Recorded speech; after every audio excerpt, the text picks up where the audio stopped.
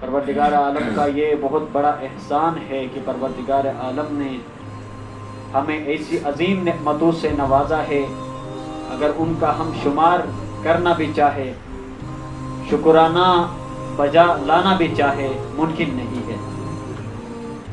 دنیاوی اور مادی جو فانی نعمتیں ہیں، ان کے علاوہ جب انسان غور کرتا ہے، تدبر کرتا ہے، ایسی نعمتیں میسر آتی ہیں کہ جن کے بارے میں سوچ کر کے انسان حیران رہ جاتا ہے کہ پروردگار عالم نے ایسی نعمتوں سے بھی مجھے نوازا۔ کون سے ایسے اعمال تھے میرے، کون سے ایسی اوصاف تھی جن کی وجہ سے خدا نے مجھے ان نعمتوں سے نوازا۔ کائنات میں دیکھیں بہت سے ایسے لوگ ہوں گے جو کسی دین کو نہیں مانتے، کسی شریعت کے پابند نہیں ہے، کسی نظام کے وہ معتقد نہیں ہے، آزاد جس طرح حیوانات اور حشرات زندگی گزار رہے ہیں ویسے زندگی بسر کر رہے ہیں، اور وہ اس دنیا کو فانی سمجھتے ہیں، اسی طرح آخرت کا تصور بھی نہیں رکھتے۔ وہ کہتے ہیں جس طرح پرند و چرند اس دنیا میں آئے ہیں ہم بھی ایسے ہی ہیں، اس دنیا کے بعد کوئی اور عالم نہیں ہے، حساب و کتاب نہیں ہے۔ لیکن یہ خدا کا بہت بڑا احسان ہے، یہ عظیم لطف و کرم ہے کہ پروردگار عالم نے ہمیں ایسے گھرانے میں پیدا کیا جہاں پہ ہمیں سکھانے کی ضرورت نہیں پڑی، بلکہ خود بخود ہمارے دل و دماغ میں ایک دین کا تصور آیا، اور ایسا تصور جو دنیا میں کہیں نظر نہیں آتا، میسر نہیں آتا۔ بس عزیزان مکرم، سب سے پہلے دین بہت بڑا نعمت ہے، دین الہی، دین کا تصور۔ جب ہم معتقد ہو گئے کہ ان الدین عند اللہ الاسلام، دنیا میں جتنے بھی ادیان ہیں ان سب کے مقابلے میں دین اسلام خدا کا سب سے مقرب ترین دین ہے، محبوب ترین دین ہے، تو اب فیصلہ کرنا پڑے گا اس دین کو ہم تک کس نے پہنچایا، اس دین کو بچا کے ہم تک کس نے لایا، اور روز آخرت تک کون بچائے گا۔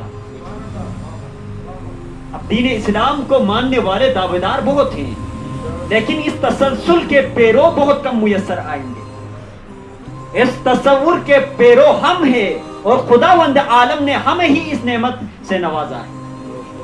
بس عزیزان مکرم، پروردگار عالم نے جس طرح گزشتہ مجلس میں بھی عرض کر چکا ہوں کہ دین کو بنانا خدا کا کام، دین کو پہنچانا نبی کا کام، اور دین کو بچانا امام کا کام۔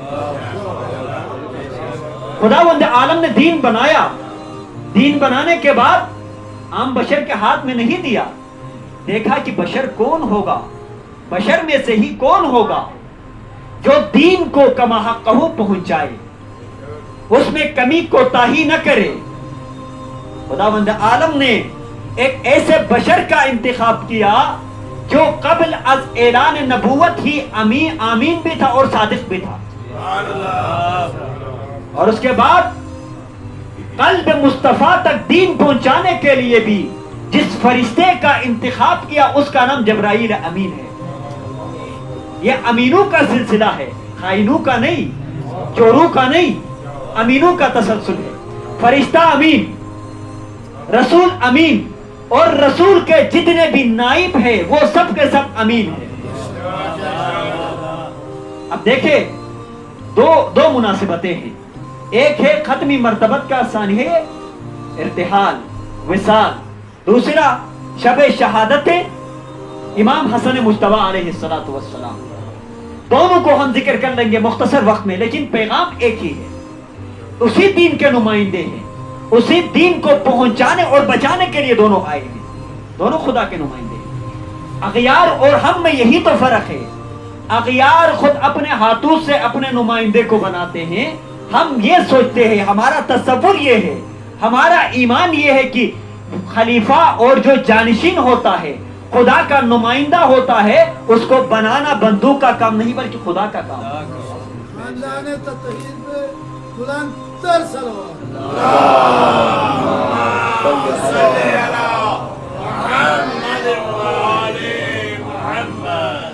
بس عزیزان مکرم، محبوب خدا نے دین کو ہم تک پہنچایا. جمعے میں ذکر کر لیا میں نے کیسے پہنچایا. مشکلات میں پہنچایا.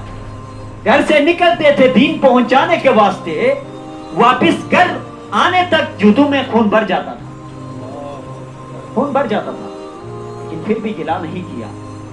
کیوں؟ کام تھا دین پہنچانا. دین کی راہ میں مشکلات برداشت کرنی پڑتی ہے. دین آسانی سے نہیں پہنچتا. دین کو پہنچانے کے لیے یہ تکلیفات کچھ بھی نہیں ہے، یہ خدا کے لیے. دین پہنچا لیا، کوئی کسر نہیں چھوڑا. اس کے بعد اب بات آ گئی دین بچانے کی. کل نفس ذائقۃ الموت، ہر ذی روح نے دنیا سے جانا ہے. جب احمد مرسل نہ رہے کون رہے گا؟ یعنی دنیا سے احمد مرسل نے بھی جانا تھا. کل نفس ذائقۃ الموت. تو اس موقع پہ رسول خدا نے کیا فرق کیا؟ رسول خدا جب یہاں سے آغائے صابری گلگت چلے گئے ہیں، آپ لوگوں کو آزاد چھوڑا؟ بغیر کسی نائب کے چھوڑا؟ نہیں، بغیر نائب کے نہیں چھوڑا.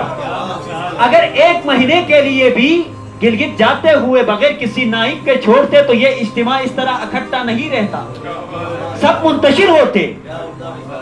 یہ کیسے ممکن ہے کہ جب آغائے صابری یا ایک پیش امام کہیں جاتا ہے، اپنے اس محدود خطے میں، محدود دائرے میں، اپنے جو اتباع کرنے والے، اپنے ماتحت جو زندگی گزارنے والے افراد ہیں، ان کو بغیر کسی سربراہ کے نہیں چھوڑتا، تو یہ رسول خدا ہے جو دین کو لے کے آئے ہیں بغیر نمائندے کے چھوڑتے.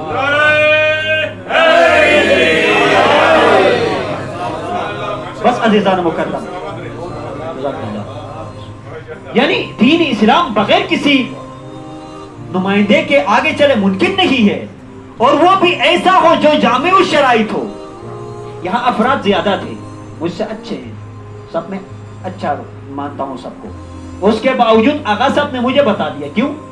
طالب علم و طلبگی کی وجہ سے، کچھ معیارات کی وجہ سے. کہا کہ آپ زحمت کرے، زحمت ہوگی، لیکن یہ ضروری ہے، کام آپ نے آنا ہے.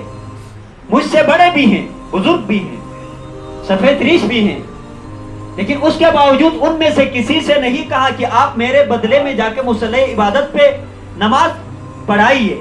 مجھے کہا، چھوٹا ہوں، طالب علم ہوں. تو بس یہی سے پتا چلا یہاں پہ ہم مصلی عبادت پہ پیش امام کو بھی بغیر شرائط کے قبول نہیں کرتے، تو بعد از رسول ہم کیسے نمائندے کو بغیر شرائط کے قبول کرتے؟ نعرہ حیدری! ہم شرائط دیکھتے ہیں، چھوٹا بڑا نہیں دیکھتے. لیکن اغیار کے ہاں کیا ہے؟ فلاں بڑا ہے اس لیے اس کو بناؤ. اسی لیے تو جب خلیفے کا انتخاب ہوا اس موقع پہ واپس گھر آئے تو پوچھا ان کے والد نے، پتا ہے نام سب کو، پوچھا کہ کون بنا بعد از رسول جانشین رسول خلیفہ برحق؟ بتایا گیا کہ میں بنا ہوں. کیوں؟ سب سے بزرگ میں تھا. تو کہا کہ تجھ سے بزرگ تو میں ہوں. اگر معیار بزرگی ہے تو اس موقع پہ میں آپ کا بھی باپ ہوں، مجھے بننا چاہیے. بس عزیزان مکرم، ہمارے پاس معیار ہے، کرائیٹیریا ہے، اس کے تحت ہم امام کو مانتے ہیں. امام کون ہوتا ہے؟ امام، اب یہ ایک بہت بڑا باب ہے. امام کے شرائط کیا ہے؟ امام دنیا میں بھی جتنے بھی لوگ ہیں، افراد ہیں، ان میں سے اشجع ہوتا ہے، شجاع ترین ہوتا ہے، بہادر ہوتا ہے، دلیر ہوتا ہے، نڈر ہوتا ہے. امام اعلم الناس ہوتا ہے. اعلم الناس یعنی جتنے بھی عالم ہے ان میں سے سب سے زیادہ علم رکھنے والا ہوتا ہے. زہد و تقوی میں ان کا مقام بہت بلند ہوتا ہے. اب بہت سے شرائط ہیں. اب دیکھیے، یہیں سے ہم دیکھتے ہیں بعد از رسول خدا نے کس شخص کا انتخاب کیا. رسول خدا نے ایک ایسے شخص کا انتخاب کیا جو قول و فعل میں رسول کی طرح ہے. صرف ایک فرق ہے امام اور رسول میں. ہمارے پاس امام اور رسول کے لیے جو دلائل پیش کرتے ہیں ان میں صرف ایک فرق ہے. فرق کیا ہے؟ فرق یہ ہے کہ امام پہ وحی نازل نہیں ہوتی ہے، باقی تمام صفات میں امام رسول کی طرح ہوتا ہے. رسول کی طرح ہوتا ہے، وحی نہیں آتی، وحی کا تسلسل منقطع ہو گیا ہے بعد از رسول. بس عزیزان مکرم، معیار ہے، کرائیٹیریا ہے. اسی لیے استاد محترم شیخ محسن علی نجفی نے کتاب لکھی ہے اس کا عنوان ہی کافی ہے امامت کو ثابت کرنے کے لیے. علی امامی بنص صفاتہ و خصائص ذاتہ.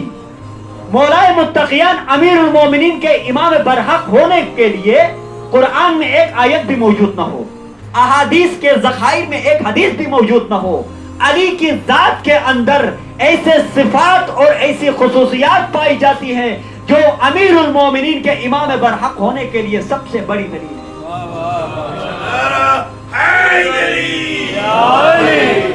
ان صفات اور کمالات کے ہوتے ہوئے ہم کسی اور دلیل کے محتاج نہیں ہیں. علی امامی, علی امام ہے بنص صفات ہی, اپنے صفات کے ان نص کی وجہ سے, صفات کی بنیاد پہ, وہ خصائص ذات ہی, اور آپ کے ذات کے اندر جو خصوصیات پائی جاتی ہے یہی علی کے امیر المومنین اور جانشین برحق ہونے کی سب سے بڑی دلیل ہے. بس یہ تسلسل منقطع نہیں ہوا, ختم نہیں ہوا, یہ سلسلہ آگے بڑھا. ظاہر سی بات ہے امیر المومنین بھی انسان ہے, بشر ہے, معصوم ہے, یہ الگ بحث ہے, لیکن انسان ہے. کل نفس ذائقۃ الموت. جب رسول خدا نے اس دنیا میں نہیں رہنا ہے تو رسول کے جانشین نے بھی اسی قانون کے تحت دنیا سے جانا ہے. یہ تسلسل آگے بڑھا. امیر المومنین نے کیا کی؟ ہر قدم دین کی محافظت کی, دین کو بچایا, اور اس کے بعد حکم الہی سے معیار کے مطابق اس سلسلہ امامت کو دین کی محافظت کے لیے امام حسن مجتبیٰ